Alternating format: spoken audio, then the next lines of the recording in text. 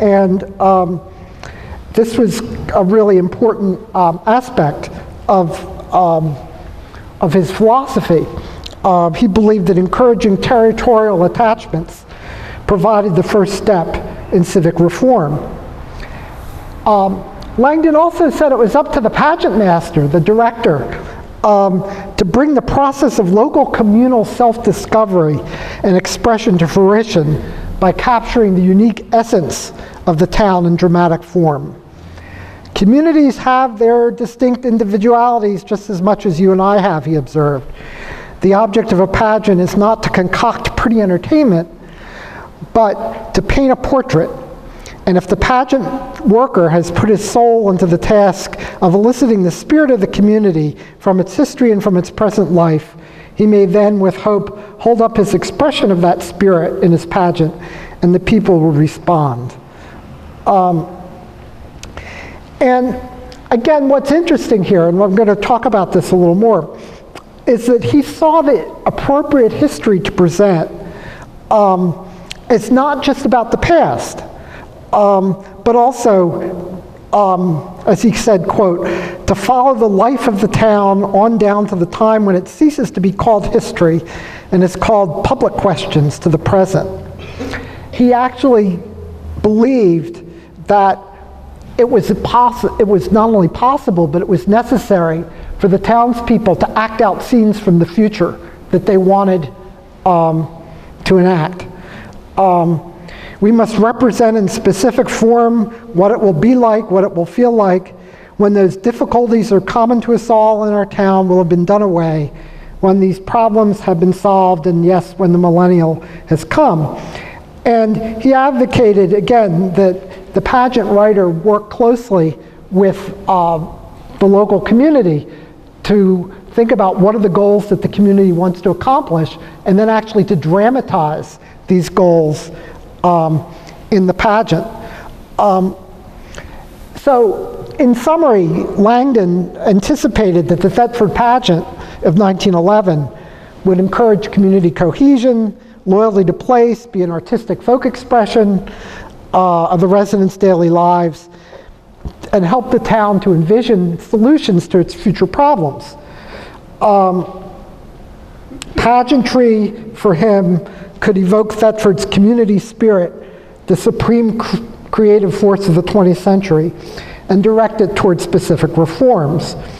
Of course, this is the idealistic side of things. The other thing that was more practical was that Langdon hoped that the Thetford pageant would attract lots of paying customers to Thetford. Similar to the old Home Week, where the idea was to try to bring money back into the town. And he picked a pageant site that was near the Boston and Maine Railroad. He did national publicity, I should say probably regional publicity, and got excursion trains to come up to it. And it's interesting that as he was developing this, getting outside help turned out to be much easier than enlisting the support of local residents. The initial $450 that had been pledged by town meeting for this kind of stubbornly remained at that level through most of the year. And it was really not until it got much closer to the actual date that people got excited about it. And eventually the cast did number about 500, which is, of course, nearly half of the population of the town. The other thing about Langdon's pageants and the New Country Life pageants in general that was unusual was that the dancing was not like the kind of folk dancing that normally people would be doing in Vermont villages, but rather it was a kind of dramatic dance such as the kind that had been pioneered by Isadore Duncan in this period. And in fact, Langdon felt that in fact this was the kind of dance that could tell a story, that would have civic value. And so what we're looking at here is the dance director who came from Boston, a woman named Virginia Tanner, with local kids who were ready. What I think I'd like to do is give you a little sense of the actual pageant itself, because, as I say, it's a form that we don't use anymore, but it's kind of interesting. It starts essentially with nature spirits, because we're starting before human occupation, right? Nation spirits that are frolicking to the strains of, classical music, and they're undisturbed when the next scene comes along and the Indians come to the village. And there really is very little discussion of Native people in this pageant. And it really, the first episode, The History Starts, talks about the first white resident who came into the village. And then that's quickly followed by another historical scene going off to march in the Revolutionary War. And then ultimately, the next set of scenes talking about as Thetford was changing from a rough frontier settlement into an established community of families, the town is at the height of its prosperity. And this is a ox cart, etc. And what's interesting about this picture is you can see the grandstand in the background, so you have a sense of the scale of that. So you have a first set that shows the founding of the town, and another set of scenes showing the town in a way at its height. And then the next set of scenes cover the period after the Civil War. And these actually were Civil War veterans from the town that were playing themselves in the pageant. And Langdon identified this third set of historical scenes as being part of the depletion of Thetford. That's what he called it. This was followed by what he titled the rural problem, which was a young man who is telling his family that he can no longer stay on the farm. In fact, literally, this plot is this. Ben Farmer buys a new mower and fires Sam Small, who had worked for Ben to supplement the income from his own small plot. With his source of extra income gone, Sam sells his land to Ben and departs with Richard Town for the manufacturing cities to the south. Thetford reaches its nadir in the rural problem when young Joe Edwards sees no future in Thetford and is marked by discouraged youth and abandons the family farm. And at this point, there's again, the woman in a Greek gown, the spirit of Thetford, seems rather dispirited, but suddenly, and again, this is really hard to see in the images, the orchestra would strike this triumphant note, and then the spirit of pageantry comes into the scene and revives the community. The next set of episodes actually take place in the proposed future for the town. This scene shows young people as campfire girls, as Boy Scouts, cooperation of organizations. And then at the very end, if you can kind of make out right in the center, there's a person on a white horse who represents America, who's coming to the aid of the community. And he's dramatizing how outside forces, in fact, were supportive of the transformations that he wanted to see. You could say with the support of Vermont, with the United States government, the promise is that Thetford would again be a prosperous community. So that's a quick run through of this. And the history, of course, depicted something which very much is what we've been talking about earlier today about resilience.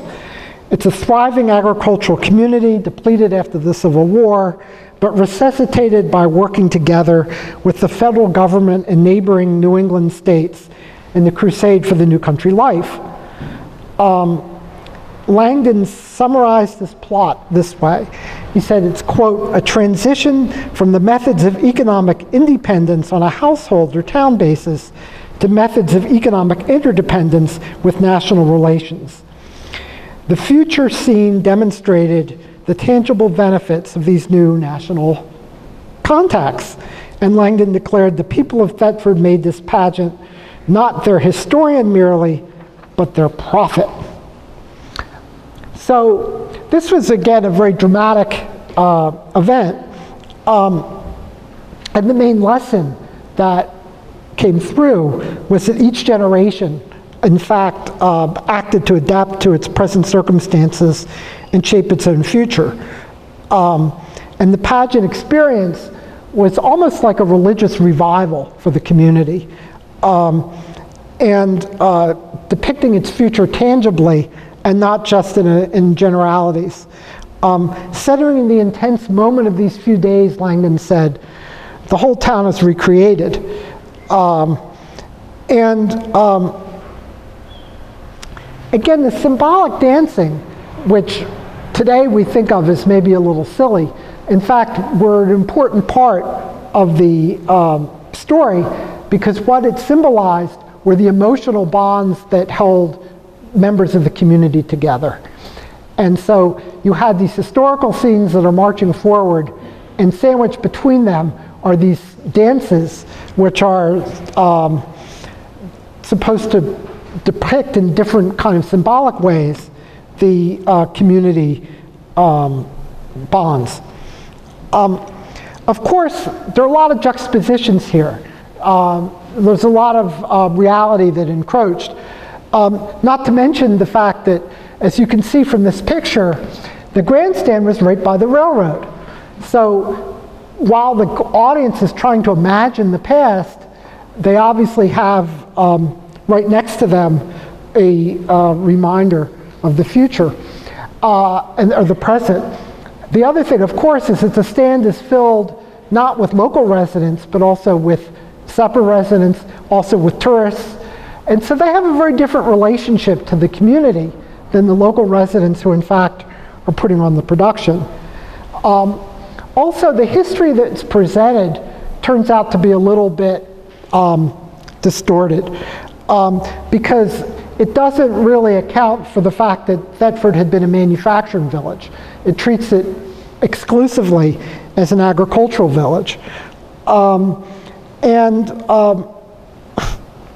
In a sense, Thetford really wasn't the depressed agricultural community that Langdon portrayed it as. It had a rather diversified economy, with local residents making their living not only from agriculture, but also from tourism and manufacturing.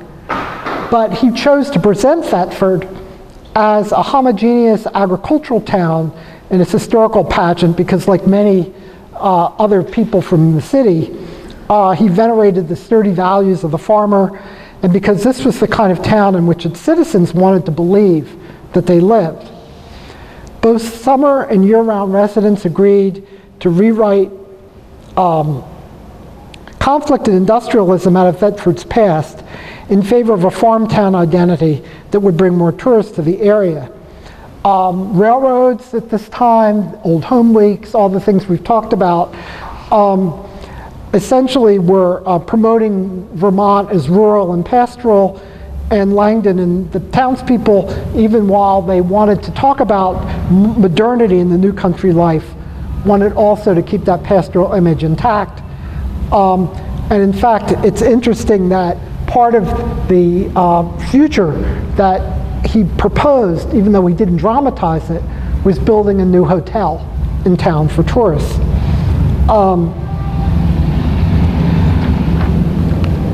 Well, actually, this was a tremendously successful endeavor from a financial point of view. It did bring in a lot of tourists, even with half of the final performance rained out. Approximately 3,000 attended the performances. It recovered not only its $800 production costs, but made a profit.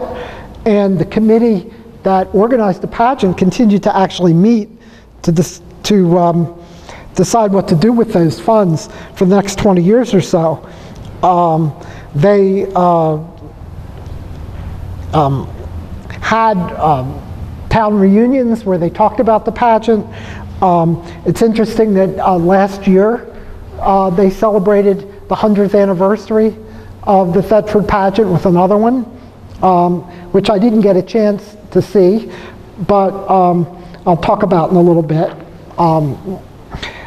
And so, in a sense, this was a model for other communities around Vermont and rural New England to try to think of a different way of celebrating not just the distant past, but in fact also the present and the future. Oh, this is just one other thing. I don't have a lot of pictures from St. Johnsbury, but I didn't want people from St. Johnsbury to feel left out. So this is the pageant there, and it took place on a golf course. And everybody is a knight of St. John, and these were lace curtains that were sprayed with silver radiator paint to make them look a little more like armor. So pageants, as I say, took off. They quickly became very formulaic, and you could see that, you could get from the American Pageant Association sort of typical pageant plans. Going into the 1920s, it really becomes a rather stale form. It's highly commercialized. John B. Rogers Producing Company is a commercial operation that went around from town to town and essentially rented costumes and staged all kinds of productions. This particular poster is for one that's in, I think, Saratoga, New York. But obviously, the native person in the background has a full Sioux war bonnet. So it's again just very generic in terms of its imagery.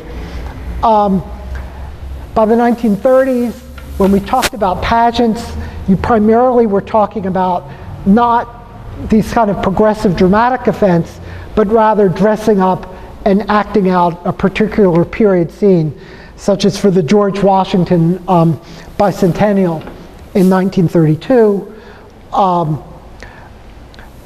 The other way that pageants got a name, of course, was that in the South they began to be these dramatic productions such as The Lost Colony, which again were focused just on a single historical period, and it didn't cover the entire sweep of history like the progressive era pageants did. And of course, when we think about pageants, the first thing that usually comes to mind is beauty pageants. This is, I think, Vermont Dairy from last year, and obviously couldn't believe that she won.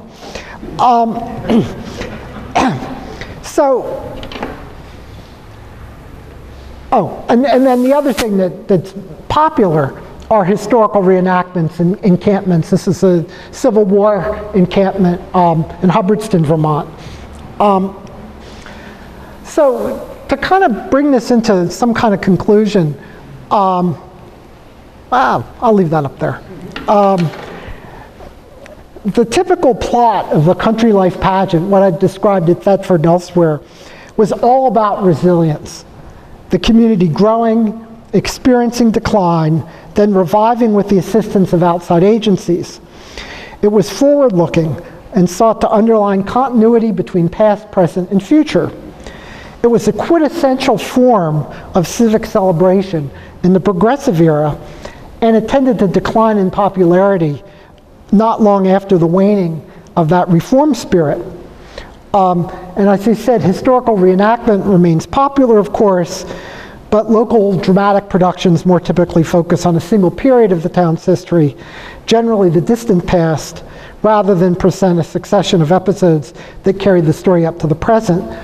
And I'm really dying to know whether or not in Thetford last year, when they commemorated the centennial anniversary of the pageant, they say they reenacted it.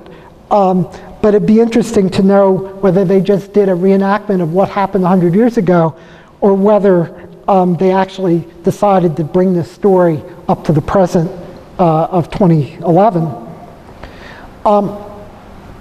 So why is peak oil on the screen? Okay. Like a century ago, I think Vermont towns now are in the midst of profound social and economic and environmental transformations. Certainly the internet has accelerated the expansion of global economic and communications networks beyond anything that we could have imagined a generation ago. Within our own lifetimes, we're experiencing peak oil and the need to find another means of heating our homes and powering our cars. And by most accounts, by most accounts, within 2 generations, the warming of our climate will have dramatic effects on the flora and fauna that live around us. Will Vermont children in the year 2100, which is really only 2 generations from now, still see maple trees in their backyards? Climate change, in all probability, will also change the natural disturbance regimes, and so you have the likelihood of different and potentially more violent weather, such as the hurricane that tore through the state last year. And as you know, there are places in the United States that have gotten 100-year floods 3 times in the last 10 years. So there's really this revision of what we think of as normal weather that we're currently undergoing. And while local, and so it's just sort of to conclude, hello? Oh, and it's something that we need to obviously organize about. So while local civic celebrations can't solve these problems of peak oil and climate change, I think they can offer a historical perspective on them that might help us envision and work together toward a better future. And the last image, just to show you, is actually from not Vermont, but from St. Louis in 1914. And what you see in this cartoon, because it might be hard to make out from sitting in the audience, is the past with all these fingers pointing, saying perseverance, endurance, even I can't read the third one, ambition, opportunity, and all pointing forward into the future. And that's exactly the kind of historical representation that was common 100 years ago, and that maybe, even though we're not going to dress up in Greek gowns again, would be worth talking about today when we talk about resilience. So anyway, so that is pretty much what I've got, but I'm really happy to answer questions or reactions or whatever. So thank you.